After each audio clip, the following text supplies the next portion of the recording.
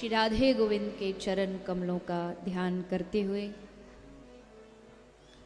सभी श्रीमद् भागवत गंगा में प्रवेश करें। पधारे हुए सभी हरिभक्तों वैष्णव जनों के चरणों में व्यासपीठ की ओर से आप सभी को मेरा प्रणाम। आज कथा के षष्ठ दिवस में आप हम सभी प्रवेश कर रहे हैं। थोड़ा मौसम बिगड़ा, उसके कारण कथा देरी से आरंभ हुई।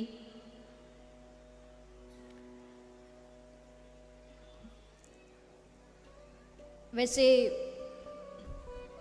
जो कथा कल हमने श्रवण की, जहाँ छोड़ी, जहाँ विश्राम की, वो कथा भगवान की गिरिराज धरण की कथा थी। तो भगवान ने सोचा कि आप कथा सुन रहे हो, सुन के आप अनुभव नहीं कर पाओगे कि कैसा इंद्र ने प्रकोप किया, तो लो मैं तुमको लाइव दिखा देता हूँ। तो भगवान ने सीधा वर्षा करके आपको उसका डेमो दे दिया कि लो ऐसे हुई बारिश। और इस वर्षा से मुझे मेरे बचपन की कथा याद आ गई। प्रथम कथा थी, पहली बार व्यासपीठ पर बिठाया गया सदगुरु के द्वारा। तपोवन नामक एक स्थान है वृंदावन के पास, तो प्रथम कथा थी और उसमें ऐसे ही हुआ। 5वां दिन था, प्रसंग था गिरिराज धरण का। और तब तक इतनी सारी व्यवस्था भी नहीं होती थी कि वाटर प्रूफ पंडाल हो और ये सब। तो हल्का फुल्का सा एक टेंट था, उड़ गया हवा में। तो फिर कथा शुरू हो ही रही थी ऐसे, और उस समय वर्षा आ गई, टेंट उड़ने लगा। तो सब श्रोता, बांस था, जैसे खंबे लगे ना वैसे बांस लगे हुए थे, तो सब श्रोता बांस पकड़ के ठाड़े हो गए। अब देखो बचपन में तो हमें भी बुद्धि कम ही होती है, अभी भी नहीं पर बचपन में बिल्कुल ही नहीं होती। तो सब लोग बोले, ये तो दूसरी तीसरी है, इससे भी पहले थी। तो उसमें क्या था, सब बोले कि कथा तो अब हो संभव नहीं, सब पानी पानी भर गया। एक श्लोक बोल दो, और एक श्लोक बोल करके ले, जैसे गिरिराज जी भगवान ने उठाए वैसे करते हैं। तो हम इतने से तो थे ही, तो लोगों ने ऐसे गोद में उठा लिया और बोले हाथ लगा लो, ऐसे ऐसे उंगली लगा लो जैसे ठाकुर जी गिरिराज जी धारण कर रखे हो। तो लोगों ने कहा, तो हमको भी लगा हम सचमुच गिरिराज जी हैं। तो उंगली लगा ली। तो वो बचपन का वो दिन याद आ गया कि कैसे कभी कभी प्राकृतिक आपदा होती है, पर उसमें भी ठाकुर जी की कोई कृपा होती है, कोई आनंद होता है। तो आज जो कथा आप श्रवण करने जा रहे हैं, बड़ी आनंदमयी कथा है, बड़ी रसमयी कथा है, बड़ी माधुर्यमयी कथा है। क्योंकि ब्रज में 5 रस हैं भक्ति के। ब्रज में कोई शांत रस वाला भी कम होते हैं, शांत रस के, पर एक आध खोजने से मिल जाएंगे।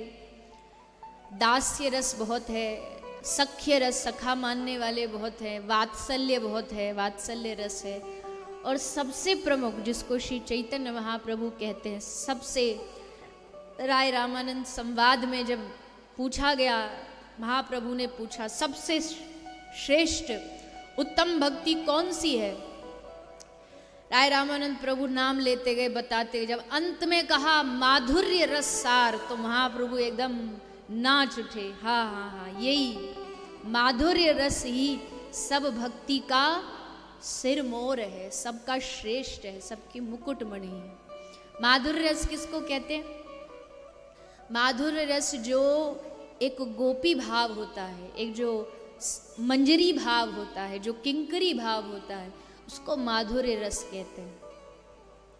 और ये माधुर्य रस कोई नहीं जानता था, ये माधुर्य रस की भक्ति इस जगत में देने वाले एकमात्र श्री महाप्रभु हैं, श्री गौर महाप्रभु हैं। महाप्रभु ने ही इस जगत को सिखाया मंजरी भाव क्या होती है। श्री रघुनाथ दास गोस्वामी ने जब राधा कुंड के घाट पर विलाप कुसुमांजलि गाते गाते अपने विलाप के, अपने आंसुओं के पुष्प कमल अर्पित किए, तब समझ आया कि मंजरी भाव क्या होता है। हे श्री राधे, हे स्वामिनी, हमें अपने चरणों का बिछिया अपना महावर बना लीजिए। तब मंजरी भाव का जो रस है उसको लोग समझें। तो खैर मंजरी भाव, सहचरी भाव, माधुर्य भाव, ये सब कोई सबके सामने प्रकट करने वाला भाव नहीं है, पर फिर भी थोड़ा थोड़ा जितना हम स्पर्श कर सकते हैं उतना स्पर्श करने का प्रयास करेंगे। ब्रज में सब भाव है। लाला को अपना बेटा मानने वाले भी भुतेरे हैं, लाला को अपना सखा मानने वाले भी बहुत हैं। और जो जिस भाव से, जो श्रद्धा से, देखो भगवान की भक्ति कोई, मैं बार बार कहती हूँ, भगवान की भक्ति कोई तिथि देख करके नहीं होती। अगर केवल कोई समय देख के, मौका देख करके, तिथि देख करके आपके भीतर भगवान की भक्ति प्रकट हो रही है तो इसका मतलब है आप भक्ति नहीं कर रहे हैं। आप भक्ति नहीं, आप हृदय में स्वार्थ भाव लेकर के पूजा पाठ की विधि कर रहे हो। जैसा एक दिन मैंने कहा नवरात्र चल रहे हैं, 9 दिन खूब पूजा करो, पर इसका मतलब ये नहीं कि 9 दिन के बाद फिर विश्राम, फिर अगली जब नवरात्र आती है तभी फिर देवी मैया की मूर्ति बक्सा में से बाहर निकलती है। माफ करना, पर ये भजन साधन का रास्ता नहीं। जैसे बहुत सारे लोग गणपति जी आते हैं, आपके यहाँ पता नहीं होता नहीं होता, महाराष्ट्र में तो सबसे ज़्यादा होता, आजकल सारे भारत में होने लगा। 2-5 दिन गणपति जी को बिठाएंगे और जा करके फिर उनका विसर्जन कर देंगे और फिर अगले साल फिर उसी 2-3 दिन याद करेंगे। ऐसा नहीं होता। जिनसे आप प्रेम करते हैं उनकी हर क्षण आपको याद आती है, हर पल आपको उनका स्मरण होता है। एक पल भी अगर उनकी याद आपके दिल से निकल जाए तो जैसे एक मछली को पानी से अलग कर दो तो कैसे तड़पती है, वैसे जब अपने प्रियतम का स्मरण एक क्षण भी बुद्धि से हटा तो व्यक्ति, उसका शरीर तड़पने लगेगा, रोमांच होने लगेगा, शरीर में कंपन होने लगेगा कि हमसे कितना बड़ा अपराध हो गया। भगवान की स्मृति हमारे हृदय से, हमारे मन से चली गई। तो आप लोग कहेंगे कि हम तो अभी ऐसी वाली स्टेज पे पहुंचे नहीं है कि एक क्षण भी, तो कोई बात नहीं, करत करत अभ्यास के जड़मत होत सुजान। थोड़ा थोड़ा अभ्यास ऐसा शुरू करो कि 1, 2, 5 मिनट पहले बैठो, सुबह बैठो, शाम बैठो, आंख बंद करो और आंख बंद करके भगवान की लीलाओं का चिंतन करो। ध्यान के लिए नहीं कह रही मैं, ध्यान तो खुद मुझसे नहीं होता तो आपको क्या बोलूंगी। ध्यान क्या है? आंख बंद करो, ज्योति का ध्यान करो, क्या करें उससे। पर जो वैष्णव परंपरा वो कहती है ध्यान मत करो, चिंतन करो। चिंतन में क्या करोगे? भगवान की लीलाओं का चिंतन करो। ऐसे बड़े बड़े महापुरुष हुए हैं हमारे वैष्णव समाज में जिन्होंने चिंतन की पद्धति बताई, कैसे भगवान का चिंतन करें, कैसे श्री राधा माधव की लीलाओं का चिंतन करें। जो आप सुन रहे हो कथा में ये 7 दिन, कल जो आपने सुना, आज जो आप सुनोगे, कथा विश्राम होने के बाद बैठ जाओ 2-5 मिनट और बैठ करके चिंतन करो भगवान क्या कर रहे हैं इस समय, भगवान अपने धाम में क्या कर रहे होंगे इस समय, वृंदावन में कौन सी लीला चल रही होगी भगवान की। फिर वो देखो, यमुना जी का दर्शन करो, यमुना के घाट का दर्शन करो, जैसी वृंदावन में यमुना जी होती थी वैसा दर्शन करो, जो नित्य धाम का जो वृंदावन उसका दर्शन करो। फिर देखो आपको खूब रुचि आएगी, आनंद आएगा, आंख से आंसू भी आएंगे। तो समय अनुसार नहीं, तिथि अनुसार नहीं, हृदय से जो निकले वो प्रेम है। तो ब्रज में ऐसा ही प्रेम भगवान श्री कृष्ण के द्वारा दिया जा रहा है। 7 वर्ष की अवस्था में भगवान ने कहा इंद्र की पूजा नहीं करेंगे, सब गिरिराज जी की करेंगे। बस मान गए। कृष्ण की एक वाणी, एक बात कृष्ण ने कही और उसके ऊपर कोई प्रश्न नहीं। प्रेम यही तो है। प्रेम यही है कि वो दिन को रात कह दे तो रात है, वो रात को कह दे देखो सूरज निकल रहा, हाँ सूरज निकल रहा देखो, दिखे ना, पर प्रियतम ने कह दिया तो है। ये प्रेम, और ये प्रेम संसार में नहीं हो सकता। वहां अपनी दिमाग माथापच्ची मत लगाना कि अच्छा ऐसा प्रेम संसार, नहीं, कतई नहीं, कदापि नहीं। ये प्रेम भगवान के अलावा किसी से नहीं हो सकता। इसलिए प्रेमी कौन, जो अगर कृष्ण ने कह दिया हाँ ये पूजा नहीं, ये होनी चाहिए, मान लो।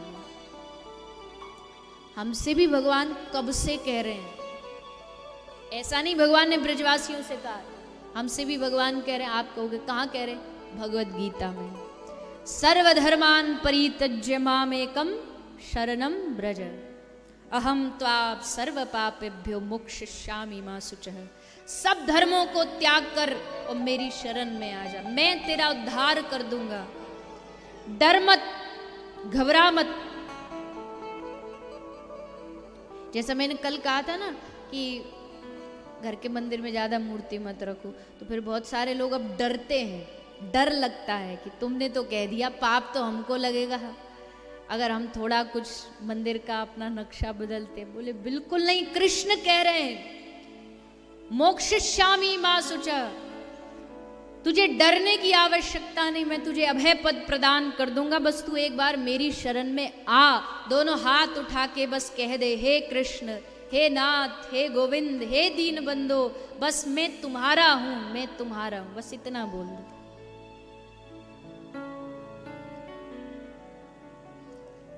किसके हो आप? बोलिए किसके हो? और जोर से बोलो, किसके हो? हम हैं कृष्ण के, भगवान के, और कृष्ण हमारे हैं। बस ये भाव मन में आपको लाना है, लाना ही पड़ेगा, नहीं तो फिर 84 लाख योनियों में ऐसे भटकते रहेंगे, धक्के खाते रहेंगे, कभी पशु बनेंगे, पक्षी बनेंगे, जीव बनेंगे, मानव बनेंगे, और ऐसे ही चक्कर लगाते रहेंगे। एक ही चीज है जो इस बंधन से निकाल सकती हमें बाहर, और वो बस इतनी सी है कि हे गोविंद, मैं तुम्हारा हूँ, तुम मेरे हो, मेरा तुमसे जन्म जन्म का नाता है, जन्म जन्म का रिश्ता है। इस रिश्ते को हे नाथ मेरे मन में पक्का बिठा दीजिए।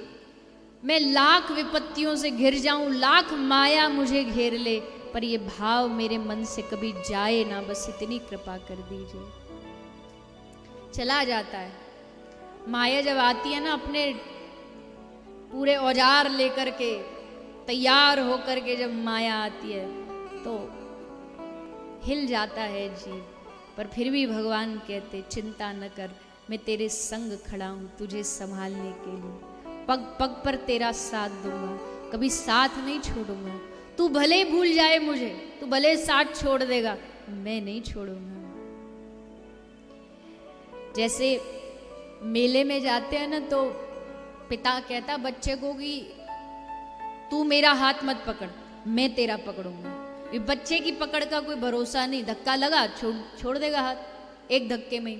पिताजी कहता कि मैं तेरा हाथ पकड़ूंगा, कुछ भी हो जाए मैं नहीं छोड़ूंगा। बच्चे का भरोसा नहीं कब उसकी उंगली छूट जाए, वैसे ही हमारा भरोसा नहीं हम भगवान को कब छोड़ दें। पर श्री ठाकुर जी हमें कभी अकेला नहीं छोड़ते, कभी हमें अनाथ नहीं छोड़ते।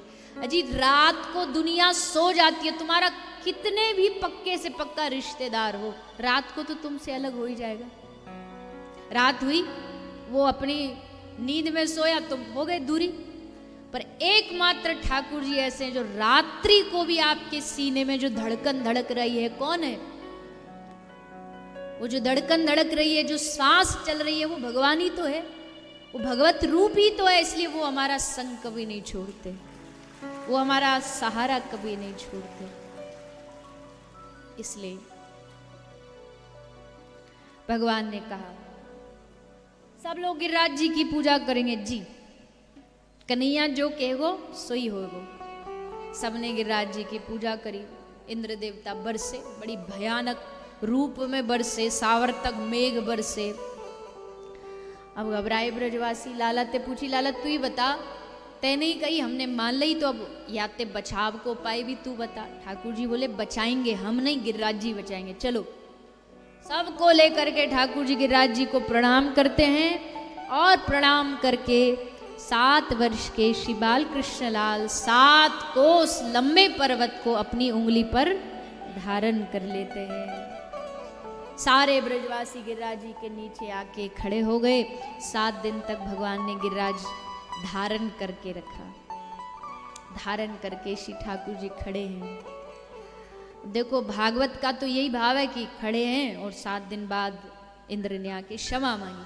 पर अब इसमें ब्रज के नए नए भाव जुड़ते जाते हैं। ब्रज का जो रस है वो जुड़ता जाता है। एक ब्रज का रस कह रहा है कि जब 2-3 दिन हो गए तो नंद बाबा घबरा गए कि हमारो छोटो सो लाला या को तो हाथ थक जाएगो, कब ते बेचारो हाथ ठाड़ो करके ऐसे ठाड़ो है तो थक जाएगो।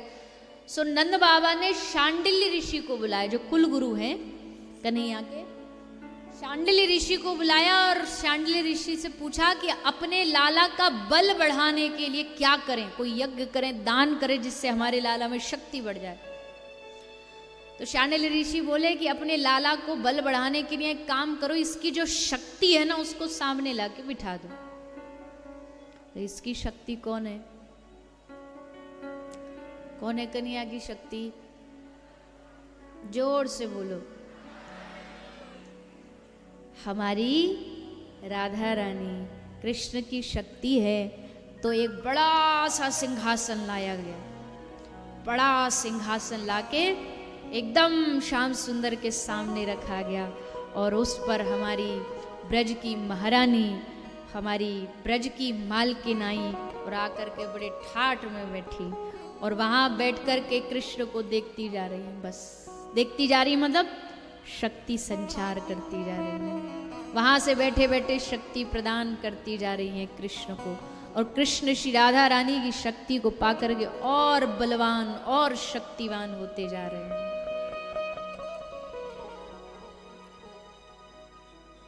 कृष्णेन आराध्यते इति राधा। राधा कौन है? कृष्ण जिनकी आराधना करते हैं, वो गति, वो मति, वो शक्ति, वही श्री राधा है। श्री ठाकुर जी कहते हैं ममैव पौरुषम रूपम गोपिका जनमोहनम। जैसे जगत के मनमोहन को करने, जो मनमोहन सबका मन हरण करते हैं, लेकिन ममैव पौरुषम रूपम, उनके भी मन को हरण करने वाली श्री राधा रानी है। एक बार क्या होता है, एक बार ठाकुर जी एक मिट्टी लेके, माटी लेकर के मूर्ति बना रहे हैं, कुछ आकार बना रहे हैं। तो राधा रानी वहां आ गई। तो राधा रानी ने ठाकुर जी से पूछा, हे श्याम सुंदर क्या कर रहे हो आप? ठाकुर जी ने कहा मैं अपनी और आपकी मूर्ति बना रहा हूं। देखो तो जरा बताओ तो कैसी लग रही? 2 मूर्ति बनाई, एक अपनी एक श्री राधा रानी। देखो तो बताओ। तो राधा रानी ने ऐसे ऊपर से नीचे तक मूर्ति को देखा और बोली अच्छा नहीं, दोबारा बनाओ। तो श्याम सुंदर फिर दोनों मूर्ति को, मट्टी को मिला देते, मिला करके फिर उससे मूर्ति बनाते और मेहनत से और परिश्रम करके। अब की बार राधा रानी को देखा, बोले देख अच्छी है पर उतना आनंद नहीं आया। श्याम सुंदर ने तीसरी चौथी बार बनाई, बोले नहीं फिर मिला दो। ठाकुर जी बोले अजी हम दुनिया का, हमको सबसे बड़ा आर्टिस्ट माना जाता, कलाकार माना जाता, तो दोष क्या है वो तो बताओ, क्या दोष है हमारी मूर्ति में? तो श्री राधा रानी की आंख में आंसू आ गए। कहा हे श्याम सुंदर दोष कुछ भी नहीं है, पर जब मैं कहती हूँ ना अच्छी नहीं बनी, तो फिर आप उन दोनों को जब माटी को मिलाते हो और उसको गूंथते हो, उस गूंथने की जो प्रक्रिया है, मिलाने की जो प्रक्रिया है, उसमें मेरा मनोरथ सिद्ध हो जाता है। क्या? आप और मैं मिलके एक हो जाते हैं। जैसे आप उसको मूर्ति को हटा करके जैसे माटी को मिलाते हो, तो मैं और आप एक हो जाते हैं। और ये देख देख करके मेरा हृदय एकदम आनंद से भर जाता है। ये है श्री राधा रानी। ऐसी रसमयी जोड़ी सारी दुनिया में, सारे जगत में कहीं नहीं हो सकती। देखी सुनी न ऐसी जोड़ी, जैसे करुणामय गोविंद, वैसी करुणामयी किशोरी। देखी सुनी न ऐसी जोड़ी।